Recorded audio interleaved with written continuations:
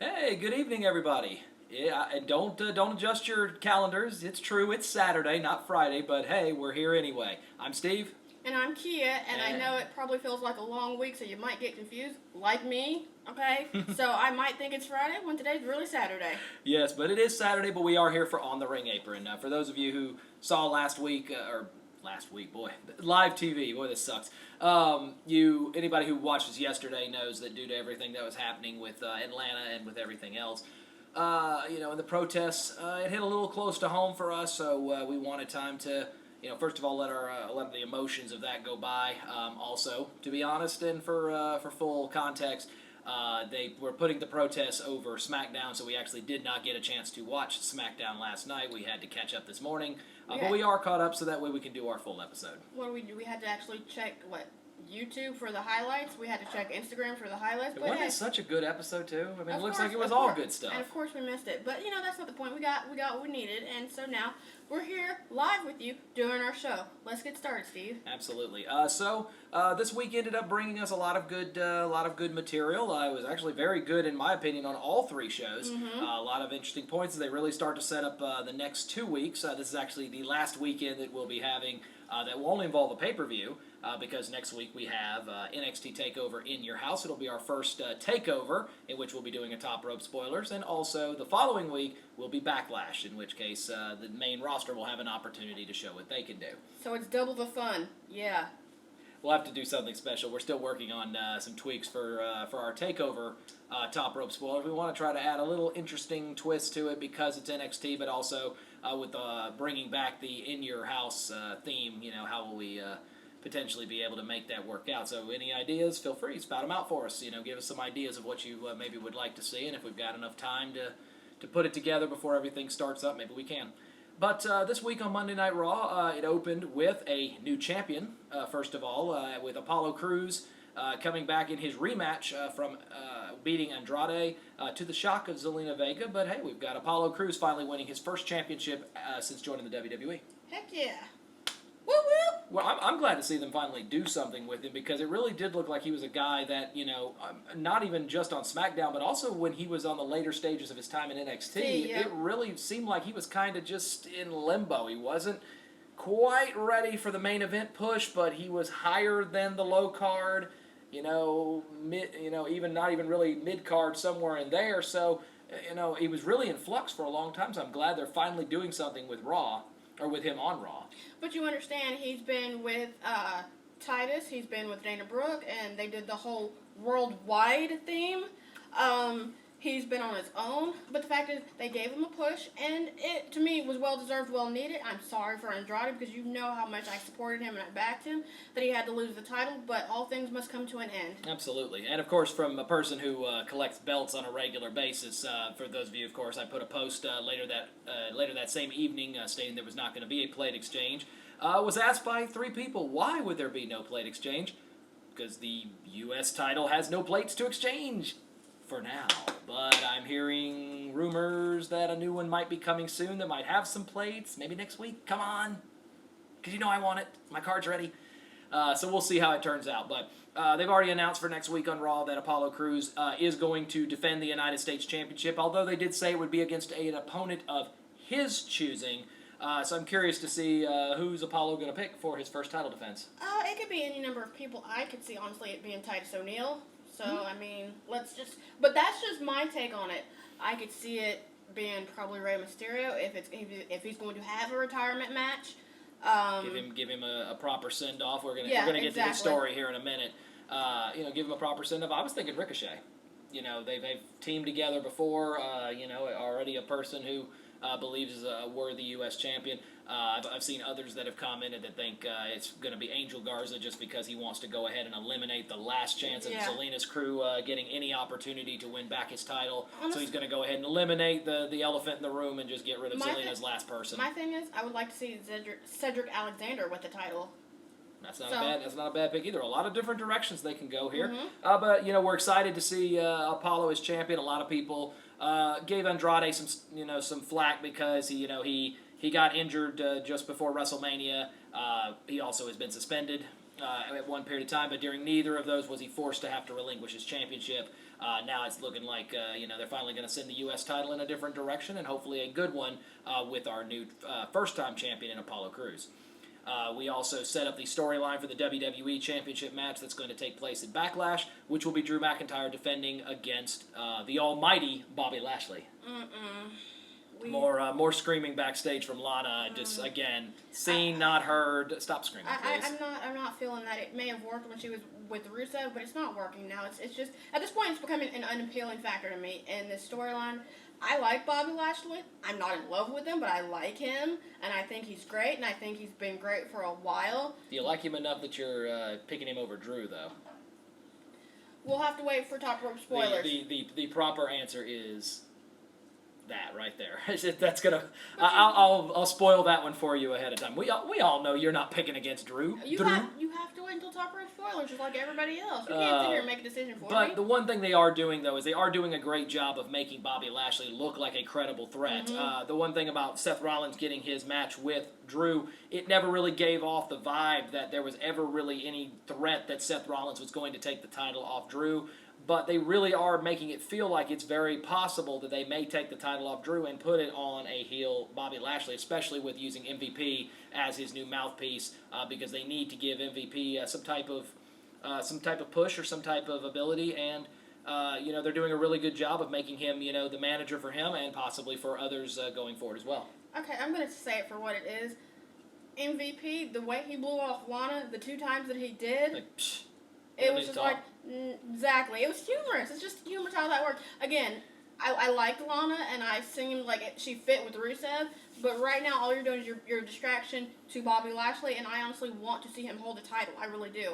And with MVP being technically his mouthpiece, he's going to get the title. I can just see it. The question is, will it be now? But I mean, they're going to put the title on Bobby Lashley at some point. The only question is now, or will it be at a future pay-per-view?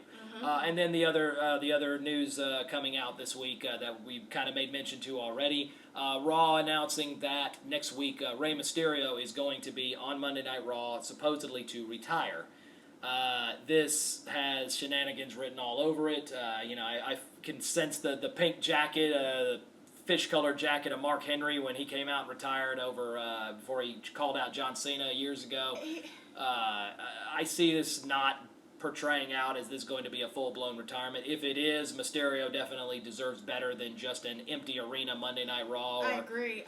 And with that being said, I feel like the shenanigans will come in where you have Buddy Murphy, or you have Seth Rollins himself, who they've had their confrontations, come in and do something that people are planning for, but they're not expecting. And with Seth being the Monday Night Messiah, anything is likely to happen. For all we know, AOP could come back and could be behind him and Buddy Murphy and could cause that. But understand, from Rey Mysterio's side, who do you have on his side? You have Aleister Black, and you had Apollo Crews, and you had a lot of other people. So I feel like, if there is going to be shenanigans, I feel like Rey is going to have some form of backup in some regard. But who is it? We won't know. Well, you also have the ability that if Rey does come back in a wrestling capacity, because of Rollins' current rivalry with people like Aleister Black, you have the ability to be able to potentially open up a 6-man tag, and to set up the potential for, a nice little rivalry if you want Rey Mysterio to go out with flying colors. Maybe he, does his best to take Seth with him.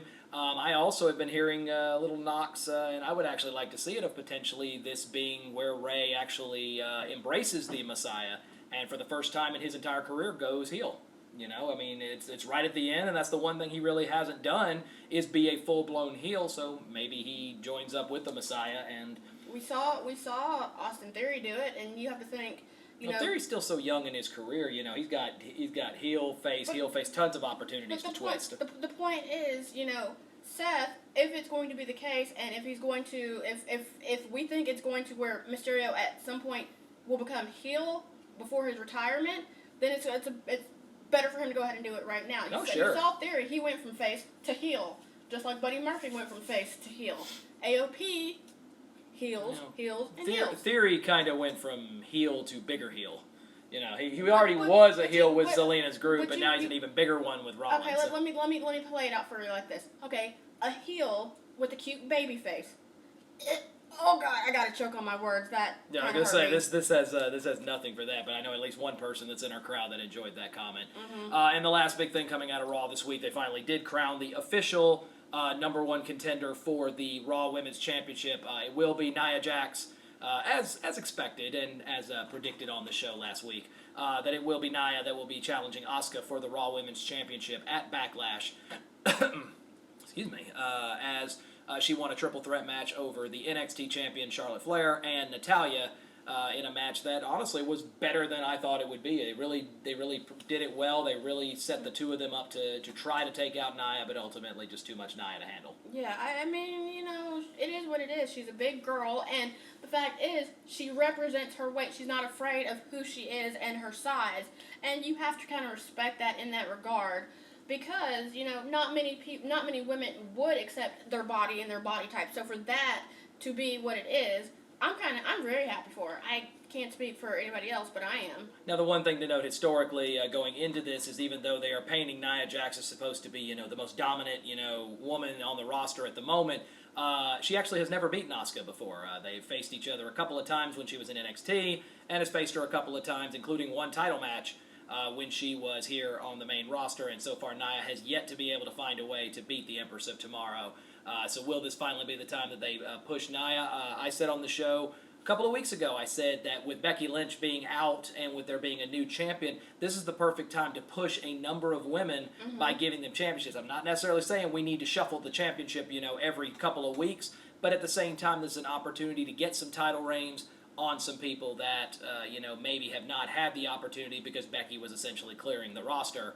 So now's a chance to start building your roster even higher so when Becky inevitably does return in the future, you know, you've got a much stronger roster that she has to go down to contend with. I'm not saying every couple of weeks like you said, but I am saying, you know, every couple of months. I want to see the different women get the push that I know that they deserve. Now, for a lot of them, you know, it's about the title, but if you're not here for the title, then why are you here? If your goal is not to ultimately be champion, then why are you in the business? So I mean, they're setting up the Raw matches very well. A very loaded Raw coming up this week, including Apollo's title defense of the U.S. Championship, who he picks is a question mark, but we'll be seeing how it goes. You know, other shenanigans, storylines coming into play as well. R-Truth finally realizing Rob Gronkowski is the 24/7 champion and not Tom Brady. So interested to see how that's going to continue to play out as he tries to go get his baby back to try to win title number 37. Is he gonna do it as himself, or is he gonna do it as his alter ego? Oh God! If the Give R-Truth with the buck teeth comes out and pins Rob Gronkowski. Oh, my Lord. Let's put it for what it is. Tom Brady? Let's put it for what it is. You love truth. Everybody loves truth. I mean, he keeps it entertaining. He keeps it humorous. At the same time, he's very serious about that 24/7 11 title. The 48 I-95 championship. So we'll see how it goes. Moving to NXT, another fantastic show. They did have a wonderful women's tag team match where you had the two number one contenders, Rhea Ripley and Io Shirai, getting to team up, albeit maybe not by choice, but by necessity, to take on Charlotte Flair and a partner of her choosing. And really, I don't think a lot of people may have saw this one coming, but I kind of did. I did. It ended up being Chelsea Green to answer the call. And with the help of Chelsea and a little bit of miscommunication between Io and Rhea, it's actually Charlotte and Chelsea getting the win. And then Chelsea kind of surprising everybody by firing Robert Stone as soon as the match was over. I hope I did not go to the bathroom when this happened. It was YouTube afterwards. Oh, okay. Fired, F-I-R-E-D, as in bye-bye, sayonara, whatever she said on her Twitter. But yes, Chelsea Green, now that she believes she's as big a star as she needs to be, telling Robert Stone to hit the bricks. Damn. But, you know, I mean, this is a huge build for someone like Chelsea. Everyone knows Rhea and Io are the next stars. If you're going to continue to use Charlotte, you know, pulling double and even triple duty on some weeks, at some point you got to take the title off of her. Is now the time? And if so, is it Rhea or is it Io? Which one of them wins it, because I think they're both equally liked and equally deserving. But you also use this match to build up a big name like a Chelsea Green, who you know is going to be pushed to be the future of the NXT once the main folks that are at the top of the division start moving out. I saw it coming. I saw it a mile away. I mean, I was looking at Twitter and I was looking at Instagram when she even asked it was more of an underlining way of asking, but that was to keep the mystery of, will I be Charlotte's partner? Will I not be her partner? You'll have to wait and see on Wednesday. So I think that's pretty good. So the other matches getting set up as they build again for In Your House coming up this next upcoming Sunday, 8 days from now. Of course, we'll have a Top Rope spoilers to go over it. They made the matches official. Damian Priest and Finn Balor will go one-on-one to see how that ends up turning out. A chance to build Priest while also getting a chance to give Finn a good match. It's looking like Oni Lorcan and Danny Burch are going to end up being the first people to challenge for the tag titles, as it looks like they're going to face Imperium. That match isn't official yet, but it's looking like that's where it's heading with a recorded segment. I'm going to say good luck with that, because if they're anything like Walter, they're going to hold those titles for a minute. We saw what Undisputed Era Technically, they're holding two. Yeah, exactly. We saw what Undisputed Era did with holding the titles. We saw how they all had titles and they held them for a long period of time. So I can only imagine if they held it for so long, I feel like the Imperium would be holding a little longer, if not more. Exactly. And then with a very humorous set of what was basically a FaceTime call, I suppose, between GM William Regal and the NXT champion Adam Cole. The match was officially set that it will be the Velveteen Dream getting another shot at the NXT Championship, but it will be done at a undisclosed location to allow, I believe how Mr. Regal said, for everyone to share the spotlight, because both of them desire the lights to be all on them. Also with the condition that if Dream does not win this match, he cannot get another shot at the title as long as Adam Cole is champion. You know what also, I mean, not just that, I agree. I think the way Regal thinks, it's very logical, very well thought out, very well planned. I want to see how it plays out. I cannot wait for that, as well as my favorite segment. Can we talk about it? Go for it. Mia Yim and Keith Lee taking a shot at the Garganos. Now, we talked about dinner with the Garganos. How about dinner with them? I'm okay with having dinner with them. them. Although there wasn't much food to eat. That'd be a problem. Either way, I thought it was humorous. Thanks, Tegan. I thought it was humorous how they took a shot and use their own thing against them, and you saw how they both felt. They were offended and they were kind of put out, but you can't run out and expect not to get some backlash with that. Okay. And within the way they played it, it's just humorous, because you see, Johnny Gargano and Candice doing it, but you don't expect for Mia Yim and Keith Lee to do it. So I thought it was humorous. Lee's sitting there blinding himself with the flashlight. If you haven't seen it, go back and watch it. It's a very good segment. But the setup for these, of course, being a pair of singles matches. Next week on NXT, Mia Yim will go one-on-one with Candice LeRae. And then also setting up the match, it's now official for In Your House. Johnny Gargano will face Keith Lee for the North American Championship. Those are going to be some good matches. I can't wait. As usual, the NXT Takeover card is loaded. It always is. Usually, even the low match on the card is usually still a match of the year candidate. And you've got some match possibilities that are just effortless in terms of what you can end up with. But let's not forget the match. The match, to me, that kind of got me excited, but at the same time broke my heart, was the Matt Riddle and the fight pit, the cage pit.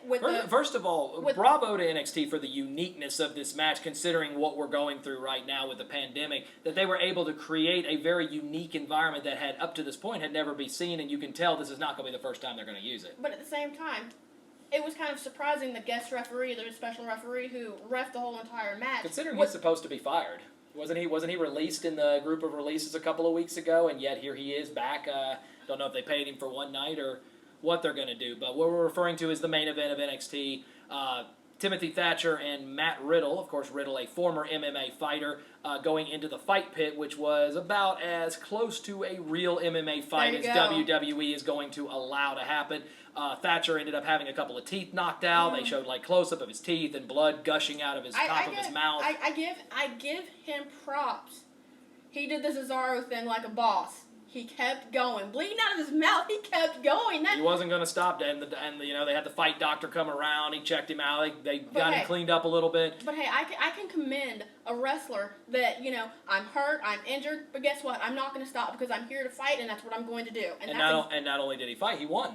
A surprising victory of Thatcher over Matt Riddle. beating a former MMA cage fighter essentially at his own game, and doing so not only by a win but by submission victory, basically by knocking Matt Riddle clean out. Now, one thing I will like to go on the record and say, for a guy that wears no shoes, when you kick someone, you can literally hear that from that ring to our TV. You was able to hear it. That means the crowd wasn't loud enough. The NXT crowd going to have to get a little louder if we're going to enjoy those. But and that is something that I guess we should have mentioned beforehand. This week was the introduction of bringing back the live, in quotes, crowd. We wanted to make sure that it was noted that, they're using NXT talent that are not being used in recordings, and they're having them stand around ringside behind plexiglass screens, but allowing you to have cheers from the crowd, boos from the crowd.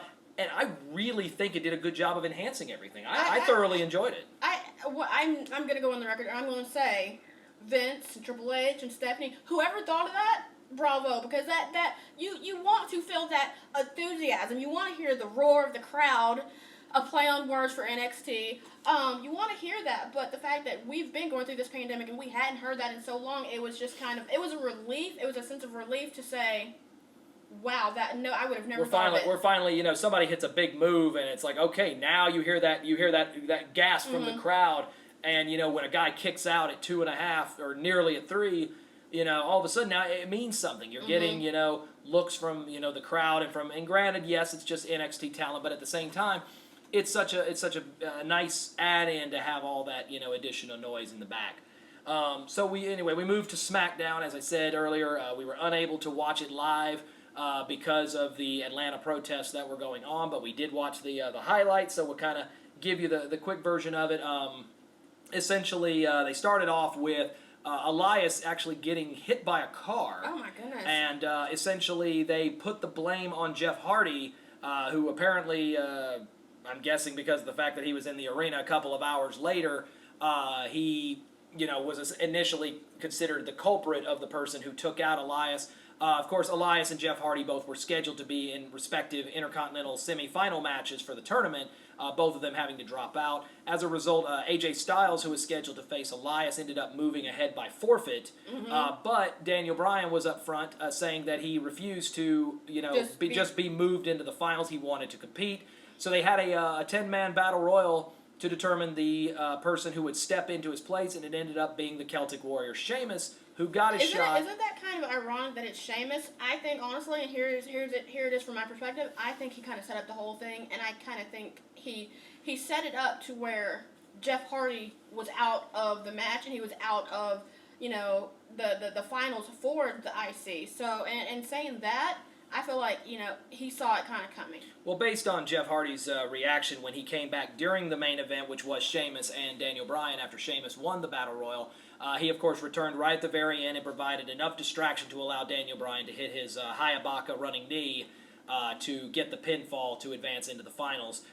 So, on one hand, one single victory ends up actually setting up two storylines, as it appears the Jeff Hardy and Sheamus storyline is not done and now could get a lot more personal than it has been, and also it sets up for our championship of the Intercontinental title tournament, which is scheduled to be on SmackDown in 2 weeks, just before Backlash. It will be AJ Styles and Daniel Bryan both going for the Intercontinental Championship. An opportunity also for Styles to try to become a Triple Crown champion, as he's been U.S. champion and has been the WWE champion before, so a chance for him to make a little history. Something I'm going to say is I like what I'm seeing with this match, and I hate that, there's circumstances that are unfortunate with the whole Elias getting hit and the Jeff, being pulled from the match.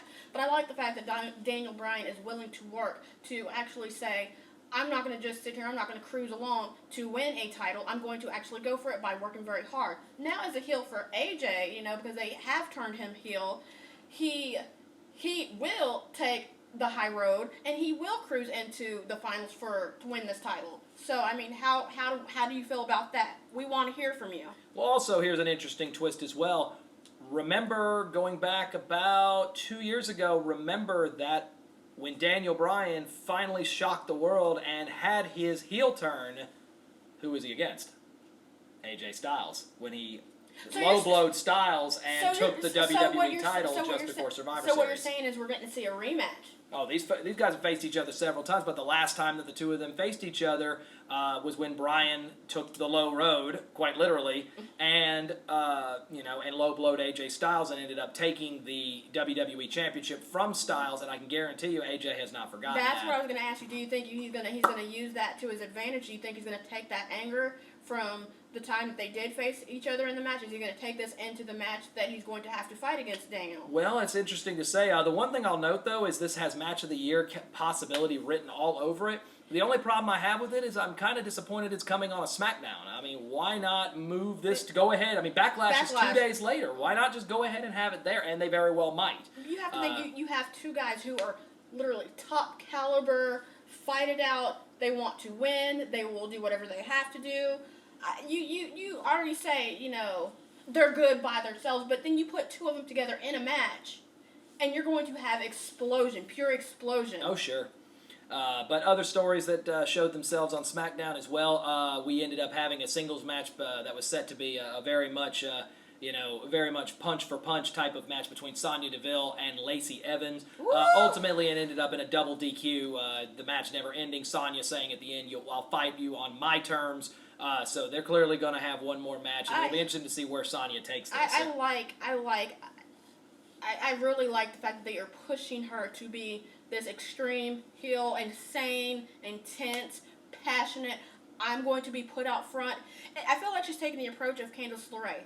I'm going to eat first at this point. I'm done waiting for my turn. I'm done. I'm not going to be sitting here. I'm not going to be in someone's shadows. I'm not going to be someone's forethought. I feel like that's just kind of the theme for the women across the board, if you think about it, because someone said that to Charlotte. Do you want to be the forethought to your friend Bayley here? Right, and essentially that actually segues very nicely into our next segment, which was the fact that Sasha Banks in street clothes essentially took on Alexa Bliss after they came out. Her and Bayley came out and interrupted a moment of bliss in which it was supposed to be the tag team, convention or whatever they called it, tag team summit, where they actually interviewed with the tag team champions, the New Day.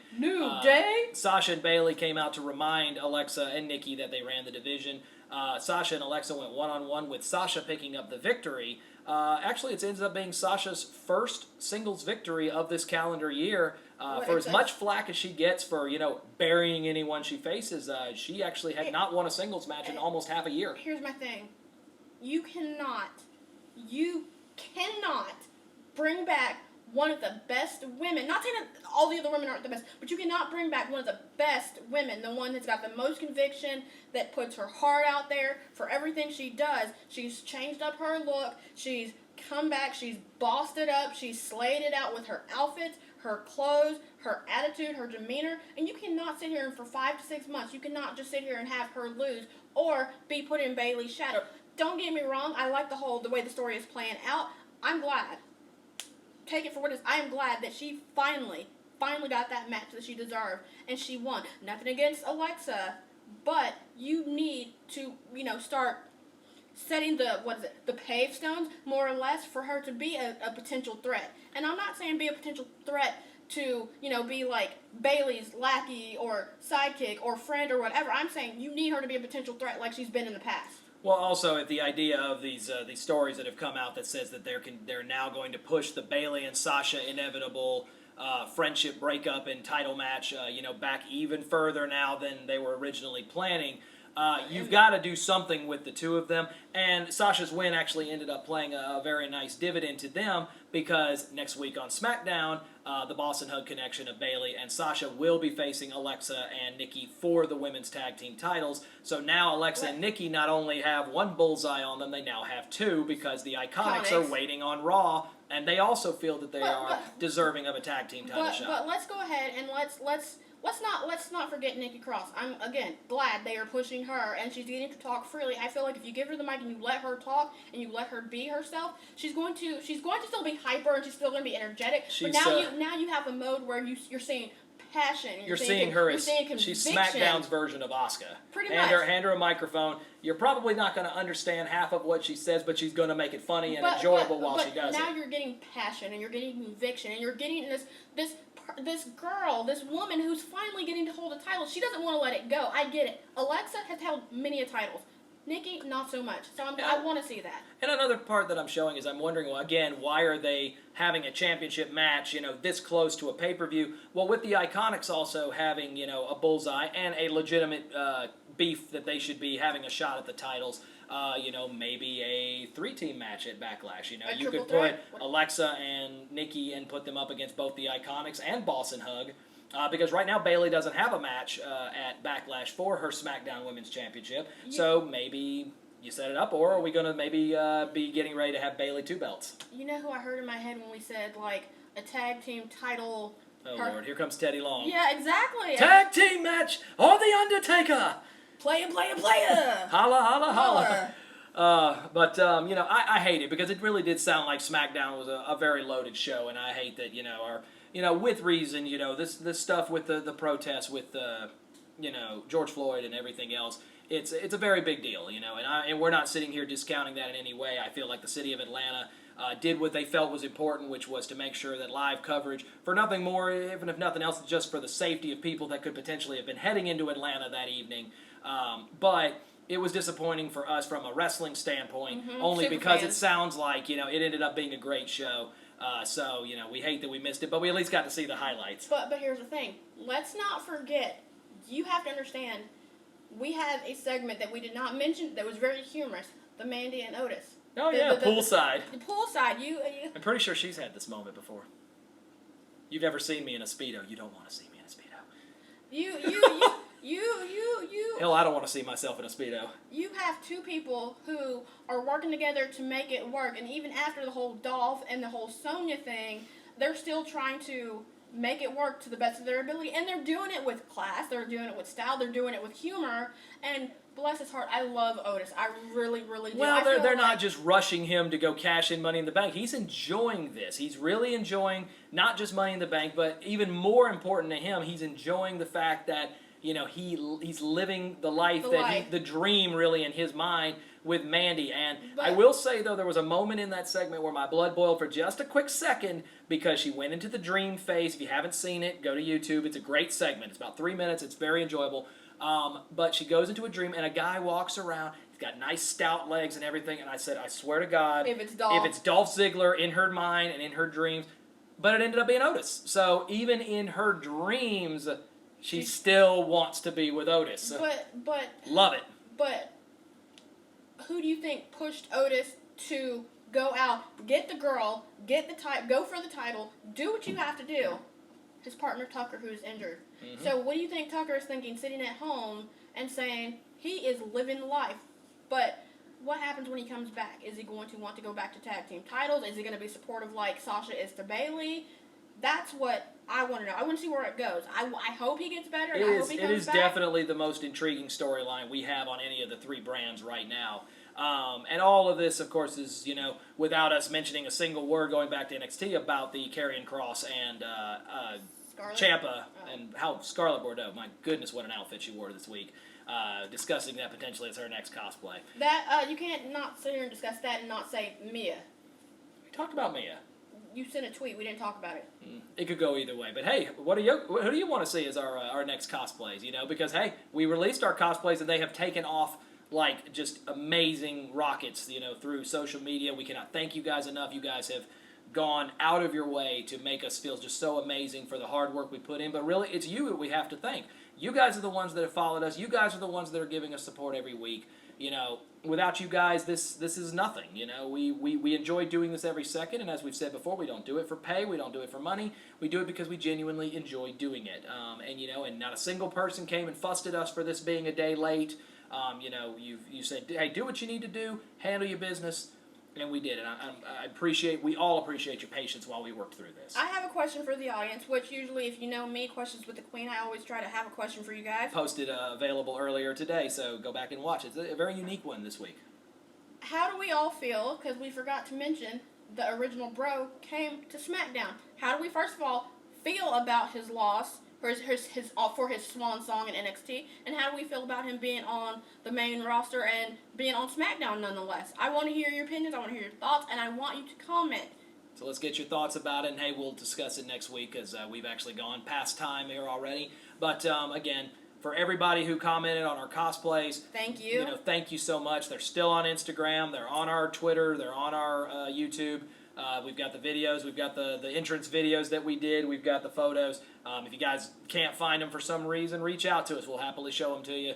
But we worked hard for you guys, and you guys have done nothing but give us back so much positive feedback, so much positivity back towards it at a time in which, hey, we really need it right now. So thank you so much. It was amazing. My other question to you guys. She's full of questions with the queen. They see the show works out. Yeah, my question to you all, our audience, is who would you like to see as cosplay next? We want to hear your thoughts. We want to hear your voice. We want to get ideas from you. Make your suggestions. Drop them in the comments under this video. We can't wait to hear. We can't wait to see. So, with that being brought out there for the audience, we're going to give you guys a chance to kind of point the direction of where we head next. But we appreciate you guys joining us again here. We're going to, of course, put it live. We've had a lot of material that's come out today. Her Questions with the Queen came out earlier today. We actually are uploading a PSA. We've had folks that have asked us to give our thoughts on the issues going on around the world with George Floyd, as well as everything else that's been happening. So our thoughts are going to be out there. We encourage you to go look at it. By all means, we know it's a sensitive subject, so if you don't want to, you're not going to hurt our feelings. Only if you feel like you can do so. And again, we are maintaining an open dialogue.